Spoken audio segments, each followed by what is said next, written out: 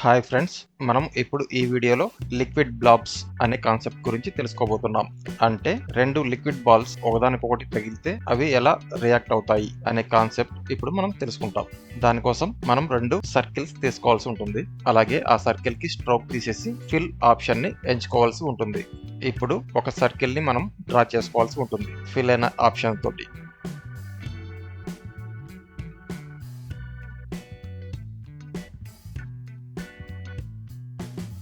ఆ తర్వాత అలాగే ఇంకొక లేయర్‌ని సెలెక్ట్ చేసుకొని, ఇంకొక సర్కిల్‌ని డ్రా చేసుకోవాల్సి ఉంటుంది. దీనికి ఇంకొక కలర్ ఇచ్చినట్లయితే మనకి ఆ ఎఫెక్ట్ అనేది క్లియర్‌గా కనపడుతుందండి. ఇప్పుడు ఇక్కడ మనం చూసినట్లయితే 2 లేయర్‌లు కనపడుతున్నాయి. అయితే లిక్విడ్ బ్లాబ్స్ ఎఫెక్ట్ కనపడటానికి మనం ఎఫెక్ట్స్ అండ్ ప్రీసెట్స్‌లోకి వెళ్లి గాషియన్ బ్లర్ అనే ఆప్షన్‌ని తీసుకోవాల్సి ఉంటుంది.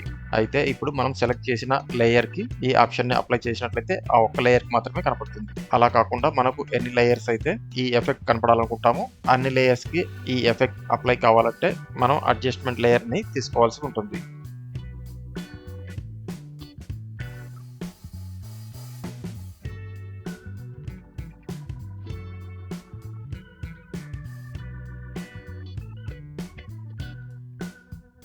ఇప్పుడు గాషియన్ బ్లర్ అనే ఆప్షన్‌ని అడ్జస్ట్‌మెంట్ లేయర్‌కి అప్లై చేసేసి ఇక్కడ లెఫ్ట్ విండోలో ఉన్న బ్లర్‌నెస్‌ని ఒక 50% పైన ఇంక్రీజ్ చేసుకున్నట్లయితే మనకు ఆ సర్కిల్స్ కొద్దిగా బ్లర్ అయినట్లు కనిపిస్తుంది.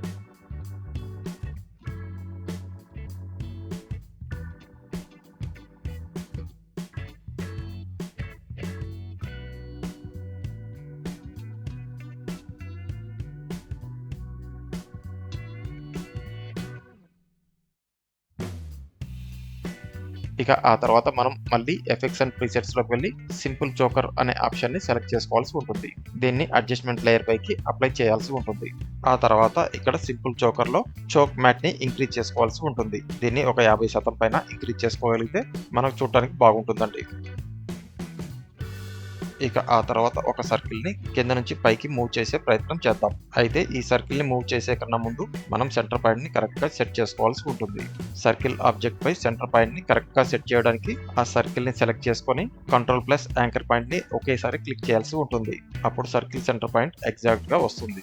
ఇప్పుడు షేప్ లేయర్ 2ని మనం పైకి మూవ్ చేయడానికి దాని పొజిషన్ సెలెక్ట్ చేసుకోవాలి. అంటే P ప్రెస్ చేయాల్సి ఉంటుంది.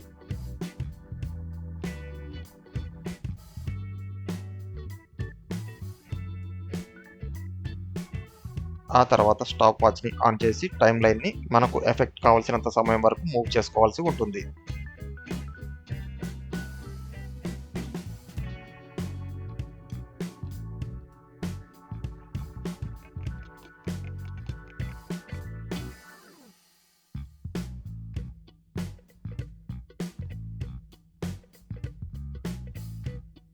ఆ తర్వాత టైమ్ లైన్ మొదటికి తీసుకొచ్చి రెండో లేయర్ పై కూడా సేమ్ ఎఫెక్ట్‌ని యాడ్ చేయాల్సి ఉంటుంది.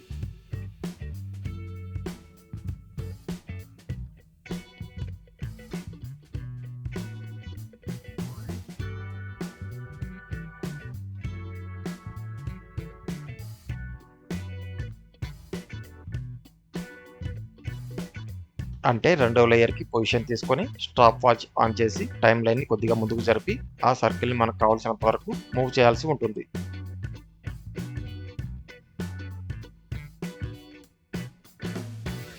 ఇప్పుడు టైమ్ లైనర్‌ని వెనక్కి తీసుకొచ్చేసి స్పేస్ బార్ నొక్కినట్లయితే మనకు కావాల్సిన ఎఫెక్ట్ స్క్రీన్ పైన కనపడుతుంది. ఇప్పుడు ఈ 2 బాల్స్ ఒకదానికొకటి ఢీకొన్నప్పుడు అవి బ్లర్‌గా మారిపోవడం మనం చూడవచ్చు. చూశారుగా ఫ్రెండ్స్, లిక్విడ్ బ్లాబ్ ఎఫెక్ట్ ఎలా క్రియేట్ చేయొచ్చో. ఈ వీడియో గనుక మీకు నచ్చినట్లయితే లైక్ చేయండి, కామెంట్ చేయండి, షేర్ చేయండి. అలాగే ఇటువంటి మరిన్ని అప్డేట్స్ కోసం మన ఛానల్‌ని సబ్స్క్రైబ్ చేసుకోవడం మర్చిపోకండి.